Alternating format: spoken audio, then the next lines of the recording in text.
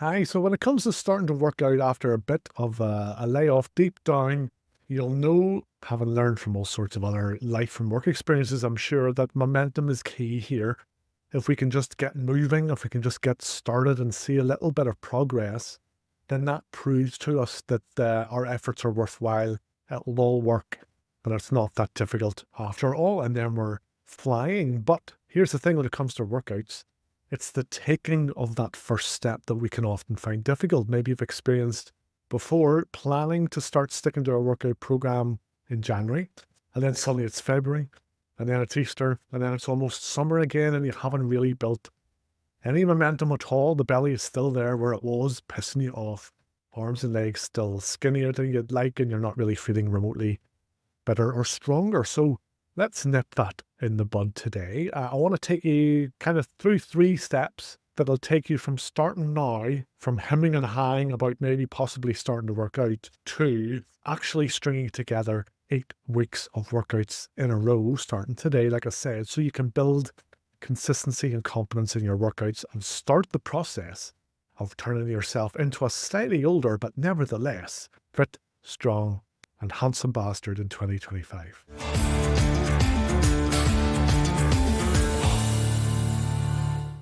Hello, Chris here from Over 40 Freaking Awesome. Happy New Year and all that jazz.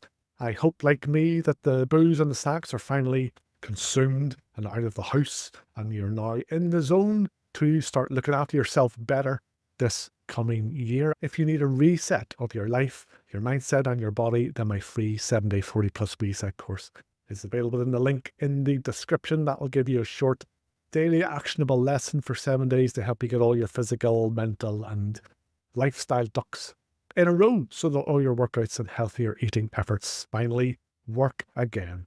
But like I said, today, I want to help you get some momentum going in all of your fitness efforts. If you took a break over Christmas and you're now struggling to get back on the horse workout-wise, or maybe last year was just a complete shit show in general, you never managed to build any consistency in your workouts that you know that you need, then these 3 steps that I'm going to take you through will help you quit procrastinating and get moving and start making progress and getting your ass in shape again.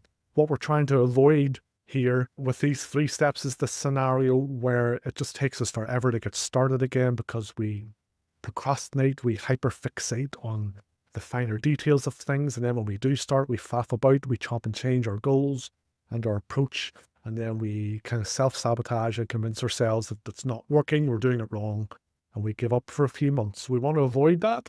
So let's jump in and we'll take step 1, which is to ditch ready, aim, fire, and instead embrace ready, fire, aim, because it's the aiming that trips us up. When we're ready, we know we need to include some strength workouts each week and some cardio that gets our heart rate up a little bit, and some mobility work, so we stop feeling creaky and tight all the time. We know that, but then we get stuck aiming forever. We read about it, we watch stuff online, workout splits, best exercises, best rep ranges, what shoes we need, what training gear we need, what gym should I go to, or what home workout equipment do I need to buy, on what days should I go and work out, and what specific exercises should I do in each and every workout. Round and round and round we go, finding other things that we think we really need to research, all the while not actually moving our asses 1 inch, despite convincing ourselves that we're being sensible with all of this planning and research. We want to avoid that scenario because despite all those questions being absolutely important, we do need to answer them at some point. It is much better if you just embrace now, knowing and understanding almost nothing, but starting to move anyway, trusting that we're smart enough now by this age to figure it out as we go along. And that's what I mean by ready, fire, aim. You are ready now to start working out. Fire, start, wing it for a couple of weeks. Because if you think about it, which is better? Spending the next couple of weeks aiming, planning, and researching with a view to starting maybe on this perfect workout program in February, or just start this week. Work out 3 times and for the rest of this month. So for a couple of weeks, try things, get used to some exercises, build the habit of just turning up 3 times a week and moving in some shape or form. Certainly you'll get lots of things wrong, but you'll be learning as you go, so that come February, your life is set up to keep going 3 times a week, and you'll have had 2 weeks of 3 workouts, 6 workouts under your belt already. You'll undoubtedly be fitter and stronger despite all your balls ups and feeling like you're doing it wrong along the way. Just wing it for a couple of weeks. Do something. Work on building the workout habit, not necessarily building fitness, strength and muscle. Get ready and fire and figure out your aim once those habits are in place, and then you'll have plenty of time to figure out the perfect workout program for you later down the line. But then step 2 follows on from that. After your couple of weeks of winging it, getting moving, turning up, trying things, familiarizing yourself with the gym or your home workout program, now let's aim. And we do that by PAFL, picking a effing lane, because you don't need to necessarily sign up to do the same program for the rest of your life. We're not robots. We get bored. Goals change, obviously, but what you do need to get anywhere with how you want to transform your body shape and your fitness and your strength level is you do need to pick a lane for about 6 weeks at a time. So when I chat with guys about doing some one-to-one coaching, they will often reel off multiple goals which are mutually exclusive. They say, I want to lose my belly, but I want to build muscle. I want to get stronger, but I want to build stamina. Those are all great goals, but trying to do all of those things at the same time with some complicated program where you restrict calories some days to lose weight, but other days you eat more than you need to build some muscle, while also lifting some heavy weights, but also getting out for some long runs each week to build stamina. That will just lead you to give up after a couple of weeks. That's too many moving parts there. You have a lot on your plate, I'm sure, at home and work already, without taking on another part-time job of tracking your food intake and your workouts in some massive, complicated spreadsheet. So here's a good rule of thumb for what lane to pick for 6 weeks.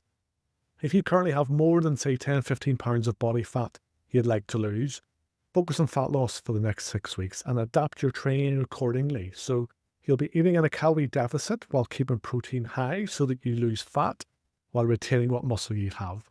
And then your workouts need to focus on kind of sensible 8 to 12 rep ranges, not killing yourself by doing too much or trying to lift super heavy, but just having a goal instead of retaining your current strength and fitness levels. You won't build any muscle anyway while eating less than your body needs to function each day, and you need to be okay with that for 6 weeks, because the lane that we're choosing for 6 weeks is to lose your belly and the excess weight that you want. And believe me, after 6 weeks, you can easily knock off 10 pounds, and then you can figure out what to focus on for the next 6 weeks. Similarly, let's say your body fat level is low enough now that you're happy enough with your waistline, but you'd like to add some meat to your bones, maybe thicker arms and legs, wider shoulders, just look and feel fitter and stronger again. So pick that lane and you train and eat accordingly. So now you'll be eating a bit more than your body needs, just 400 or 500 calories a day over whatever your maintenance calorie level is. Still plenty of protein, but not being scared of carbs. But then you do also want to really push yourself in your workouts, taking every set to 1 rep shy of failure, where the reps start to look messy and half-assed. So what I mean is, once you've built the workout habit by winging it for a couple of weeks, I recommend picking a lane and staying in it for 6 weeks, aiming to achieve something tangible, whether that's a lower measurement around your belly button or a lower reading on the scale or noticeably bigger muscles and your numbers going up in whatever exercises you're doing in your workouts too.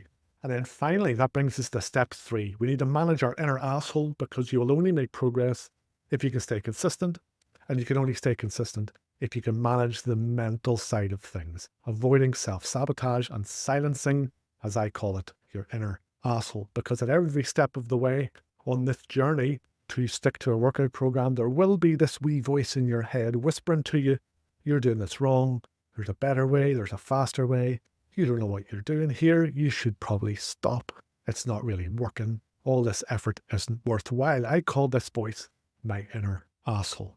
And your ability to nail the workout habit depends on how good you become at shutting up your inner asshole. So how do we shut up our inner asshole? Good question. 2 ways. Firstly, we need to have proof that can't be argued with that what you're doing is working. Secondly, we need to make sticking to any plan as easy as humanly possible by not putting hurdles in your own way. So let's look at these 2 things. What proof can we get? When you start to wonder if what you're doing is working, you need metrics You need something that you're tracking, because going by just how you feel isn't going to shut up your inner asshole. When it starts to tell you you're not losing weight, this isn't working. If you're tracking your body weight each week, or maybe you've measured around the thickest part of your belly, around your belly button, those metrics will show you, those will give you proof if it's working or not. So that's why you need to track things. Similarly, if you start trying to convince yourself that these gym workouts aren't working, you're not building muscle, you're not getting stronger, tracking your weights and what you're lifting, that will show you if strength is increasing. And then by measuring, say, around your chest and your thighs, for example, or even trying on the same t-shirt each week, that will show you if you're building muscle. But then the second thing, we need to give ourselves the best possible chance of making progress by making sure that life is set up for you to stay consistent. And we do that by needing two specific things: sleep and scheduling. So firstly, sleep. Believe me, a lack of sleep will lead your motivation and energy levels to tank very quickly. That makes you a very easy touch for your inner asshole to convince that this isn't working. So get to bed at 10:30 p.m. Don't overthink sleeping more. More sleep means higher testosterone and a faster metabolism, and a much greater likelihood that you will feel energized and motivated enough to keep working out. But then the second thing to keep us on track is scheduling your workouts and getting buy-in from everyone else in your house. That will give you a much better chance of nailing your workout habit each and every week too, instead of you constantly finding that your plans to work out conflict with something else. So that means your inner asshole convinces you, hey, you're just too busy to work out consistently. We need to get ahead of ourselves mentally. So hopefully you recognize how those 3 steps are often the ones we fail to take when we try and build a workout habit. And they're ultimately the reasons that we either succeed or fail. So like I said, ready, fire, aim, start today. Do something, wing it, learn as you go, and then pick a lane for 6 weeks and adjust your training and eating accordingly. But then to avoid sabotaging yourself again, make sure you track your progress so you know if it's all working, and keep your motivation high by nailing the practicalities of consistently working out a few times a week. If you take those 3 steps, you will have nailed the workout habit really early this year, and you can then map out the rest of the year because the habit will be ingrained. It's no longer a question of if you will work out this week, it's instead, what will I do in my scheduled set in stone workouts each and every week? And that is when massive progress and results start to happen for you.